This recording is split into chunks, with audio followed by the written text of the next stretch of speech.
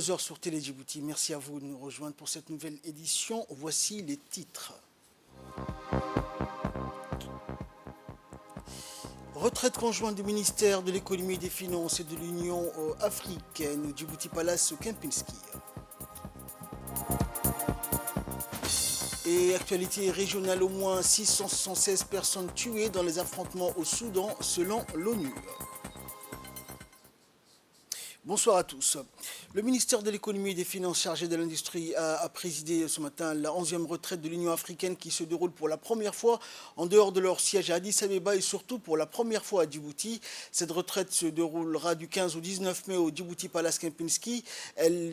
Cette retraite est des multiparties prenantes dans l'objectif global de discuter stratégiquement de la manière de renforcer les partenariats et de convenir des plans de travail conjoints pour 2023 et au-delà, ainsi que de clarifier les rôles et les responsabilités des partenaires de l'Union africaine, des communautés économiques régionales et l'implication des parties prenantes dans la mise en œuvre des initiatives d'industrialisation, de diversification économique sur le continent.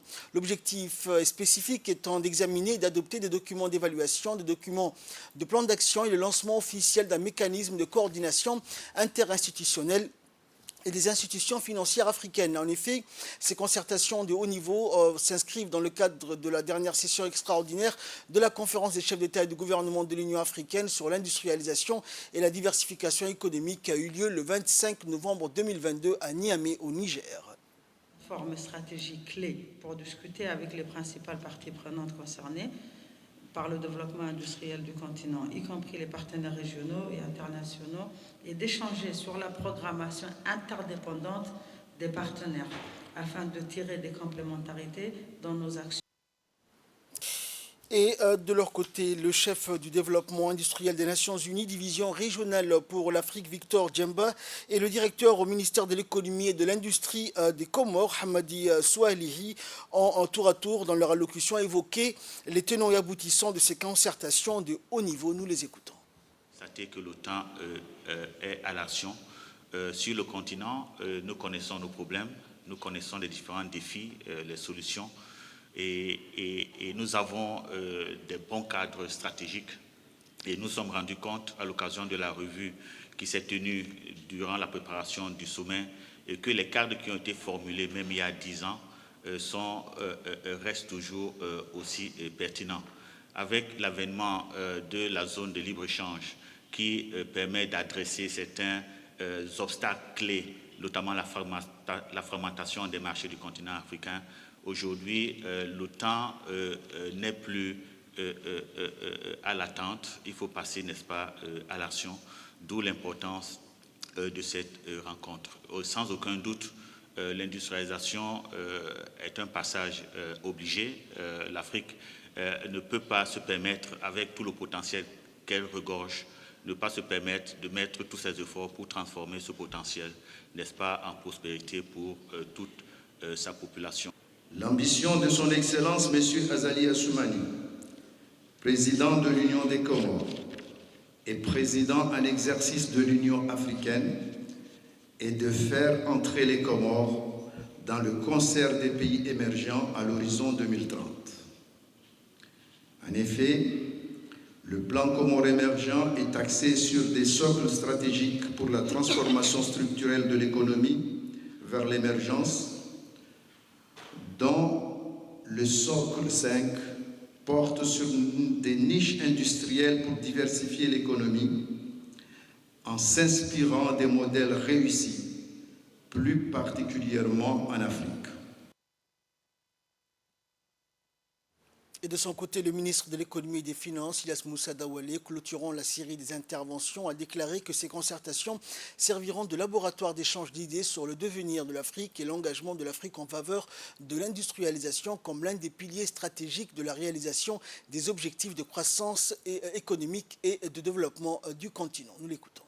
Depuis la dernière conférence des ministres de l'Industrie, CAMI 20, organisé en juin 2013 à Nairobi, au Kenya, c'est-à-dire il y a presque 10 ans, jour pour jour, dont le thème était déjà accélérer l'industrialisation de l'Afrique dans le cadre de l'agenda du développement post-2015. Les enjeux sont toujours d'actualité. Les mêmes enjeux sont toujours d'actualité, à savoir promouvoir et accélérer le développement industriel durable et inclusif. Par ailleurs, les échanges commerciaux dans le cadre de l'accord sur la zone de libre-échange continentale africaine ont été lancés en janvier 2021 avec un potentiel marché unique de plus de 1,2 milliard de consommateurs.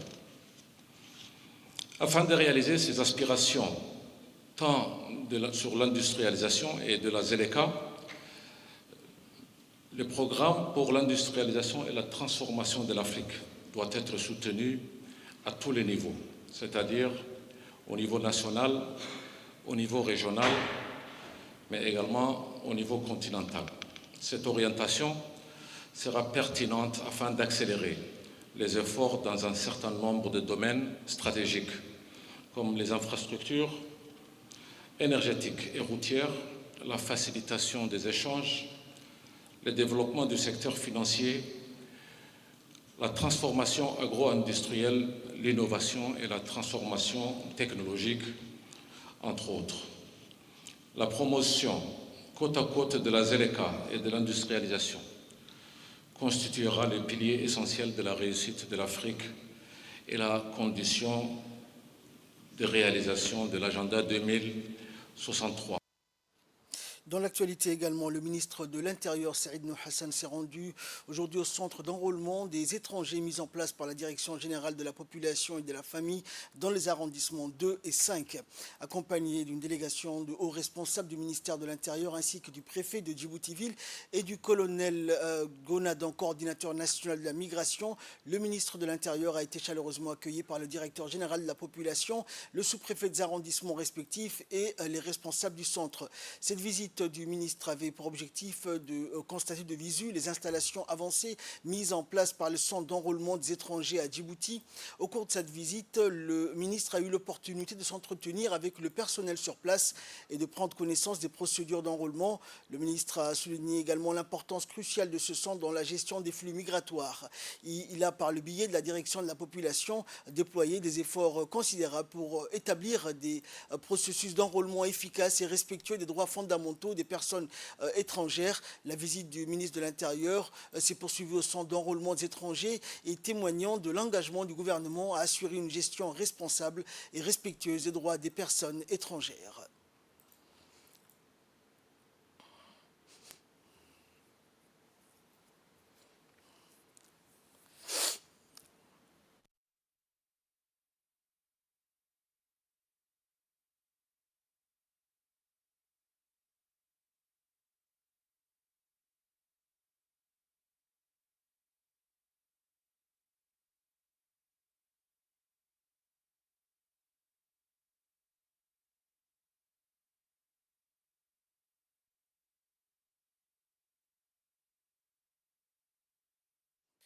Le Palais du Peuple a abrité aujourd'hui une cérémonie d'ouverture d'un atelier pour les assises de création et d'institutionnalisation d'un forum des associations et ONG djiboutiennes pour le développement durable. Organisée sous le patronage du ministre de l'Intérieur, cette cérémonie a vu la participation des représentants du ministère de l'Économie et des Finances, de l'Union européenne, de la mairie de la ville de Djibouti, ainsi que des présidents des communes de Djibouti, des conseils régionaux, ainsi que des représentants des ministères sectoriels et institutions parapubliques.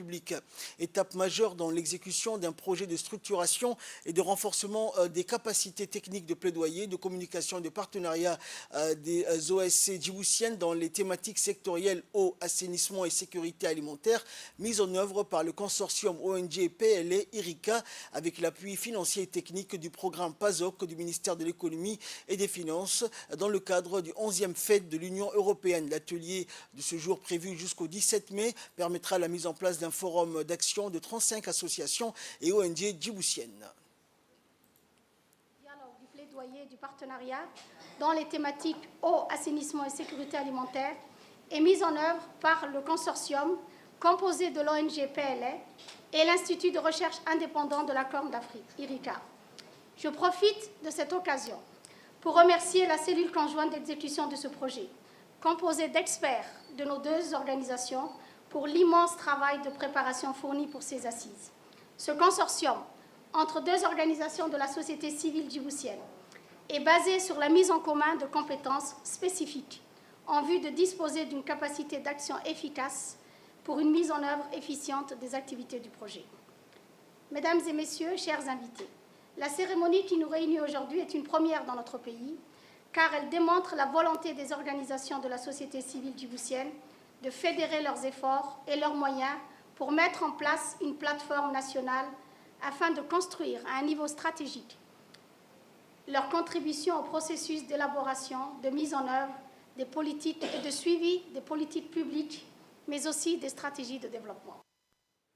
Et de son côté, le ministre de l'Intérieur a rappelé le caractère inédit de cet événement qui ouvre une nouvelle page de la relation de concertation et de travail entre les organisations de la société civile, les autorités gouvernementales et les partenaires au développement. C'est pour moi un réel plaisir ce matin de présider cette cérémonie d'ouverture de cet atelier qui concerne la création et l'institutionnalisation du Forum d'action des associations et ONG djiboutiennes pour le développement durable.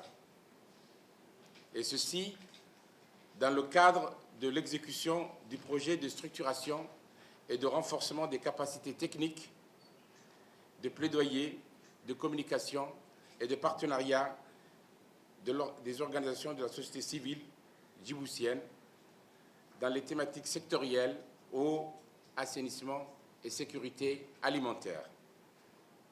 La cérémonie qui nous réunit aujourd'hui est une première dans notre pays, comme l'a si bien dit la présidente de l'ERICA, car elle ouvre une nouvelle et formidable page de la relation de concertation et de travail entre les organisations de la société civile avec les autorités gouvernementales, ainsi que les partenaires au développement, tous ensemble. Le Forum des associations et des ONG djiboutiennes est une opportunité unique pour les organisations de la société civile de développer un outil pérenne de dialogue et de concertation avec le gouvernement. Le ministre de la Santé, Dr Ahmed Robleh Abdillah, accompagné de l'ambassadeur de la République populaire de Chine, s'est rendu ce matin dans le chef-lieu de la région de Tadjoura pour s'imprégner de l'état d'avancement des travaux de construction. Une visite donc pour superviser l'état d'avancement des travaux de la construction de l'hôpital régional de Tadjoura. Ce chantier, dont la pose de la première pierre a été effectuée le 26 mars 2021 par le chef de l'État, est entièrement financé par le gouvernement chinois et est destiné aux régions du nord du pays. La construction d'un hôpital moderne à Tadjoura permettra de mettre fin au déplacement des patients, des malades ou autres blessés vers la capitale. Et le ministre, dans son déplacement, s'est entretenu avec les autorités de la région de Tadjoura, notamment le préfet de Tadjoura, Hassan Dabelé, le vice-président du conseil régional, Abdou Omar, en présence de la société chinoise de construction. Et après la visite de supervision de l'état d'avancement des travaux de construction, le ministre de la Santé s'est rendu sur le site qui verra donc le futur hôpital de Tadjoura, qui est installé donc à Tadjoura en attendant la construction du futur hôpital régional. Ces concertations avaient pour objectif de renforcer tous les moyens nécessaires afin que le chantier du futur hôpital de Tadjoura se déroule dans les meilleures conditions.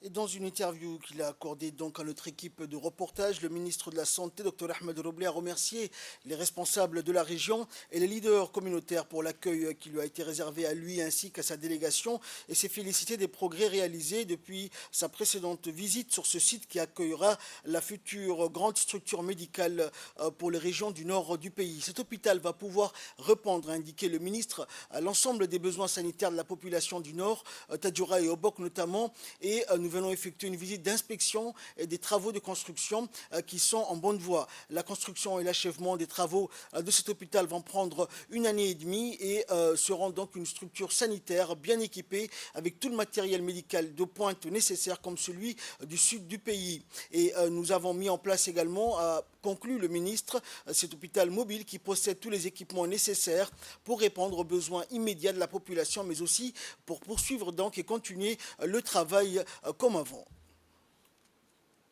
Dans le cadre de la protection de l'enfance, le ministère de la Femme et de la Famille, en collaboration avec SOS Village d'enfants Djibouti et l'appui technique et financier de l'UNICEF, a organisé un atelier de restitution du projet pilote des familles d'accueil donc à Djibouti, aujourd'hui au Djibouti Palace Kempinski, présidé par la ministre de la Femme et de la Famille, Mona Ousmane Aden. L'événement a vu la participation du directeur national de SOS Village d'enfants, Omar Dileita, le représentant adjoint de l'UNICEF, ainsi que les membres de la plateforme de la protection de l'enfance et institutions sectorielles. Ce projet a été initié conjointement par le ministère de la Femme et de la Famille et SOS Village d'enfants dans 2 communes de Djibouti-Ville, commune de Boulaos et commune de Balbala, et le projet des familles d'accueil est un projet pilote de prise en charge des enfants vulnérables dans les familles d'accueil volontaires qui a démarré donc au mois d'octobre 2022 et qui a duré 8 mois.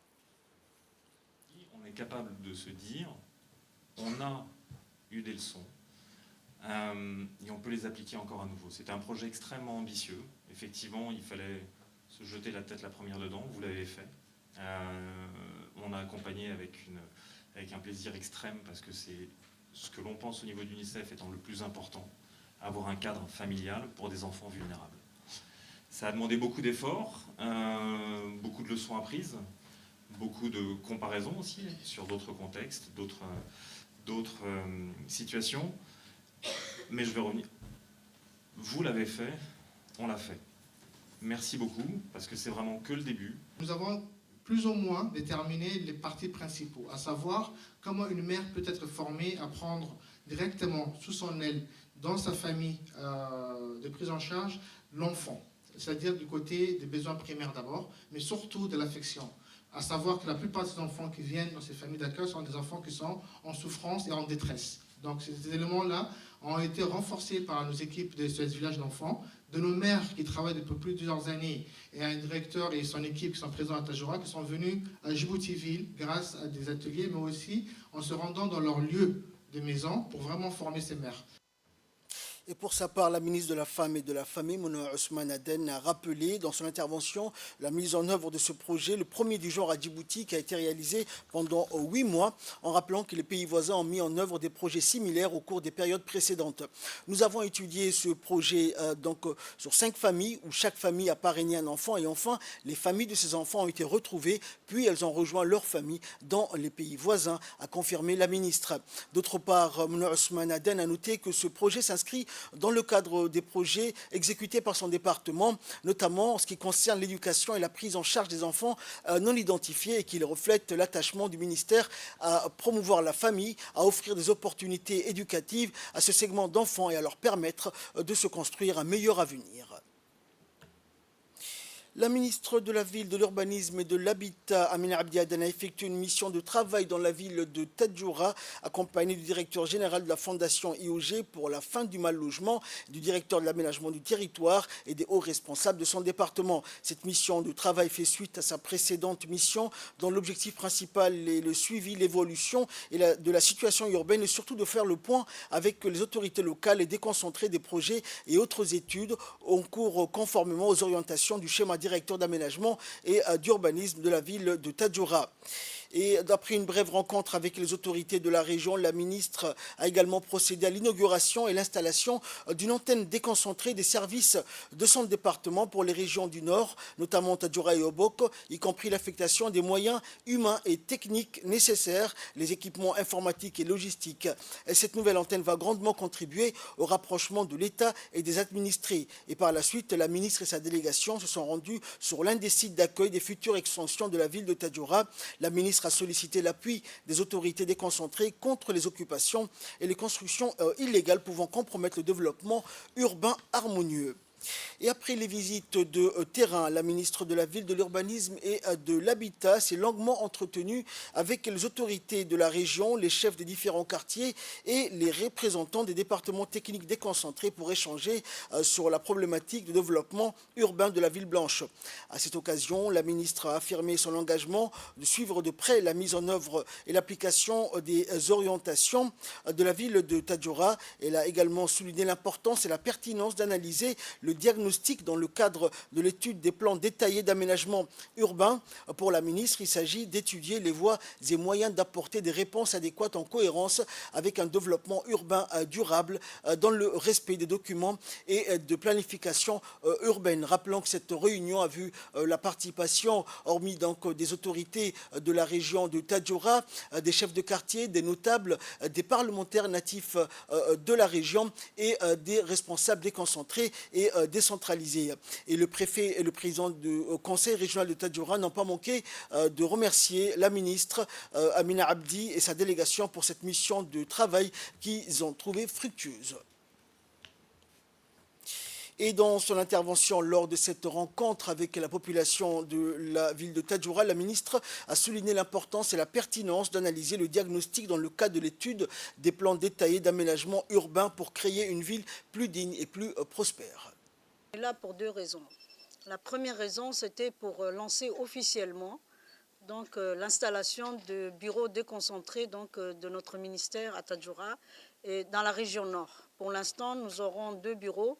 Un bureau nord qui est basé à Tadjoura et qui va s'occuper de Tadjoura et d'Obok. Dans un premier temps, il y aura un autre bureau qui va être installé à Obok.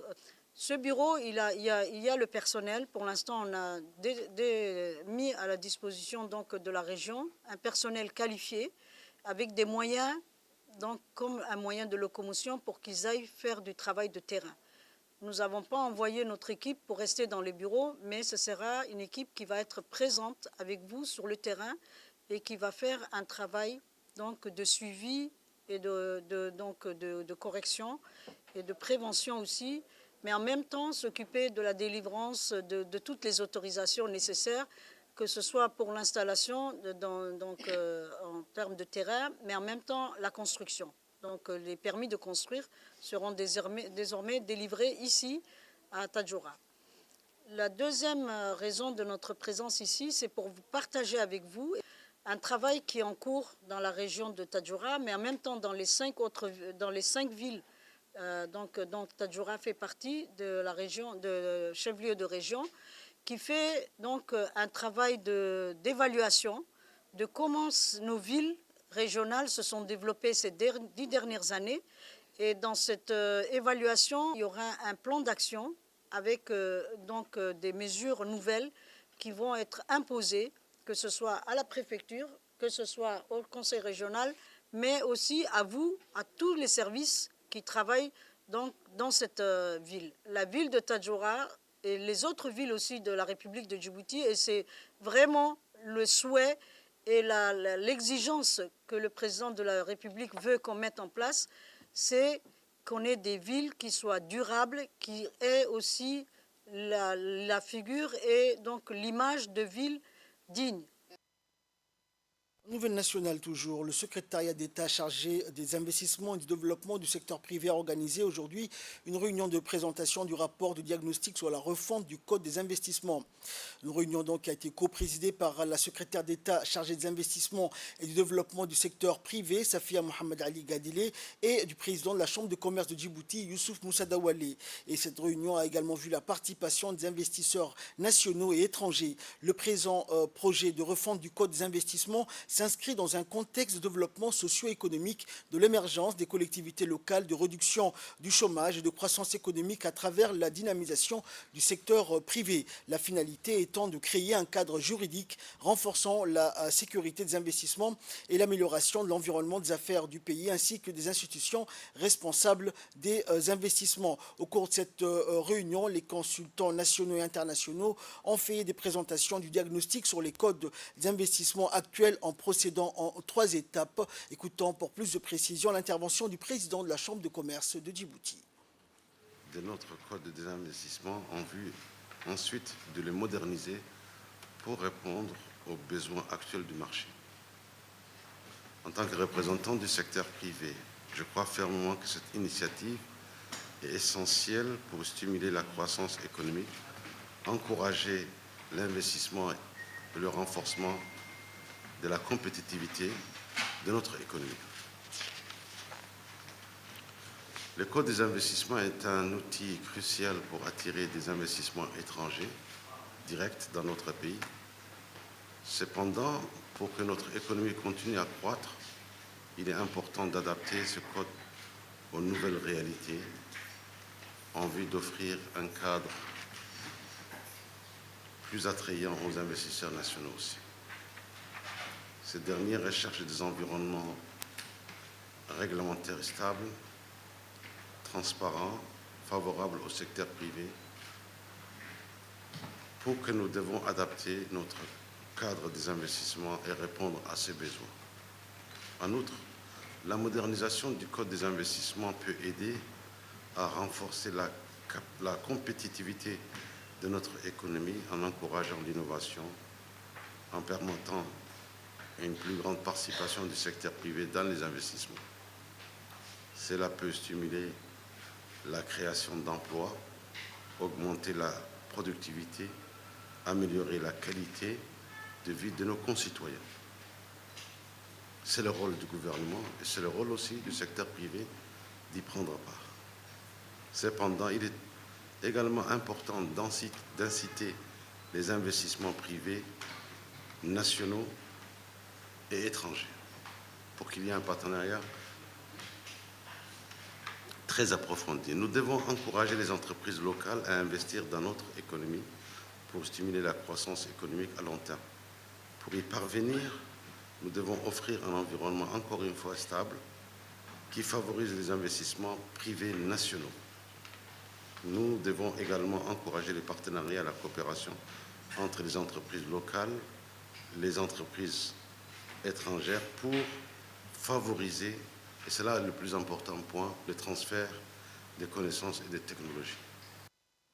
Je vous propose également de suivre l'intervention de la secrétaire d'État chargée des investissements et du développement du secteur privé. La réforme du Code des investissements est une mission que le chef de l'État, le président de la République de Djibouti, chef du gouvernement, Al-Hajj Ismaël Marguerite, a assignée au secrétariat d'État en charge des investissements et du développement du secteur privé. Cette mission nous incombe, elle est extrêmement importante puisque à la source du développement économique, de la croissance économique résident les investissements. Sans investissement, on ne peut pas espérer une croissance économique tant souhaitée.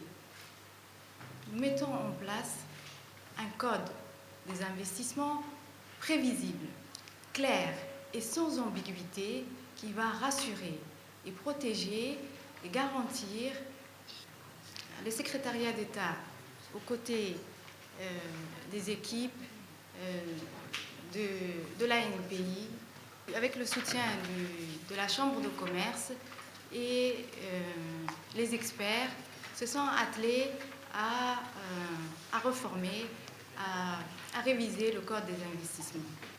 L'amélioration du climat des affaires nécessite des modifications importantes que nous devons assurer afin de drainer vers Djibouti les capitaux étrangers dont on a tant besoin. Les investisseurs nationaux aussi seront incités à investir, à s'engager dans le secteur privé, que si nous mettons en place un environnement sain. C'est un point essentiel. Aujourd'hui, nous nous sommes réunis afin de discuter du rapport de diagnostic qui mettra en évidence les lacunes que présente l'actuel code. Et notre équipe de reportage a également recueilli pour nous les impressions des participants à cette réunion. Il y a la Chambre de commerce pour clôturer la première phase du processus de réforme du Code des investissements. Comme l'avait souhaité le président de la République, M. Al-Hajj Ismaël Omar Guelleh, la ministre des Investissements a, dès sa nomination, mis en place un processus pour réformer notre code des investissements. Et c'est ainsi que notre cabinet, les cabinets R&D, les cabinets PPA Avocats de mon confrère Pierre Laurent, a été sélectionné pour entreprendre ces réformes. La première phase a consisté à procéder à un diagnostic sur le code des investissements de Djibouti actuel. Pour ce faire, nous avons mis en place toute une série de consultations à la fois du secteur privé et du secteur public. Nous avons pu rencontrer plus de 6 secrétaires généraux, 13 directions, les impôts, les domaines, la NEFIP et le secteur privé, plus de 40 entreprises de la place pour pouvoir procéder avec un diagnostic et recueillir les attentes.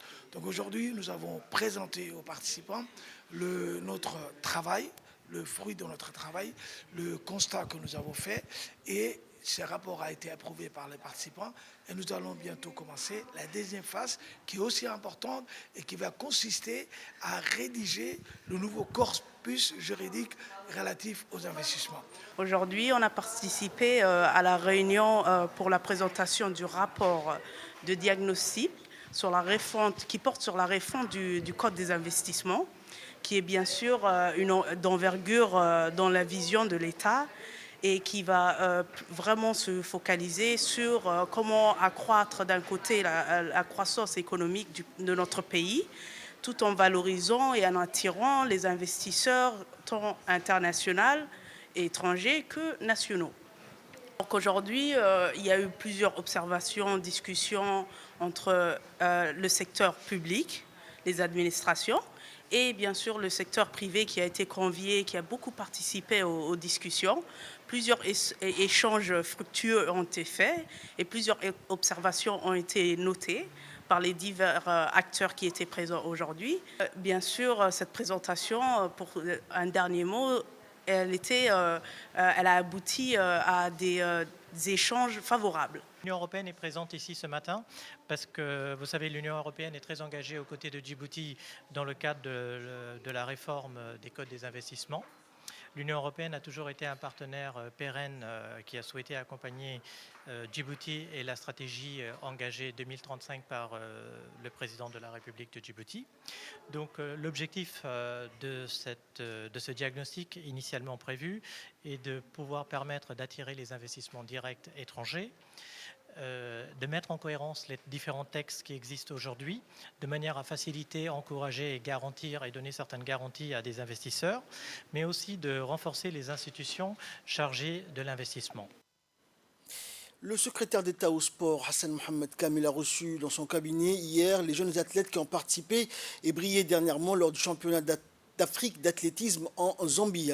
Ils étaient accompagnés du président de la fédération d'athlétisme et plusieurs autres responsables et membres de la fédération, ainsi que du directeur des sports. Au cours de l'audience, le secrétaire d'État a indiqué qu'il a tenu à recevoir les jeunes athlètes djiboutiens pour leur exprimer la joie et la fierté de toute la nation au regard des performances exceptionnelles qu'ils viennent de réaliser sur les hauteurs de Lusaka, la capitale zambienne.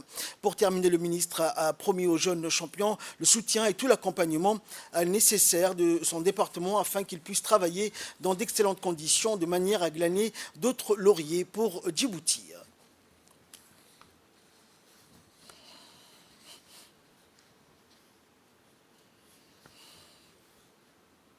Tous les athlètes internationaux djiboutiens qui ont ramené des médailles à Djibouti sont sortis de ces centres, mais à un moment, le centre a un peu perdu sa valeur.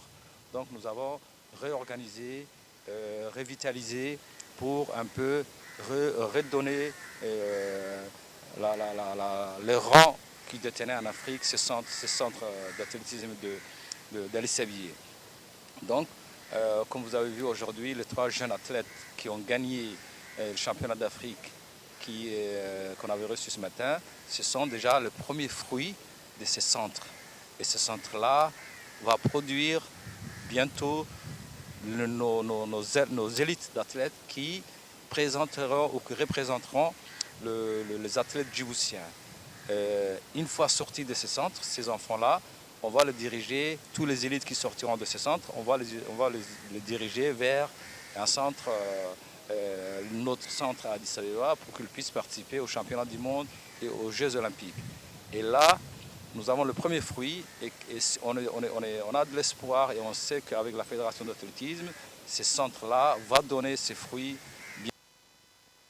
Le centre sectoriel de formation professionnelle au métier du transport et de la logistique de Balbala a organisé hier la première édition du concours annuel sur les métiers du transport et de la logistique intitulé « Choisis ton métier ». Cet événement qui mettait en compétition les élèves en terminale du CS-FOP-TL avait pour objectif de montrer l'importance et le rôle des métiers de la logistique et du transport dans les formations et les apprentissages de tous les jours. Dans un premier temps, le candidat challenger sur les connaissances des métiers face à des questions de choix multiples et par la suite, les meilleurs apprenants sélectionnés ont également affronté les épreuves pratiques. Chaque candidat a réalisé en un temps limité devant les jurys référents une série d'épreuves techniques liées à son métier. Et cette première édition avait pour thème principal « Choisis ton métier » puisqu'elle est convaincue que chacun peut et doit choisir librement son métier et son avenir professionnel. Ce concours annuel, au-delà de développer le goût des métiers du transport et de la logistique chez les élèves de terminale, contribuait donc à renforcer l'amour de la filière, stimuler l'initiative chez les élèves et leur permettre de favoriser les compétences des jeunes apprenants.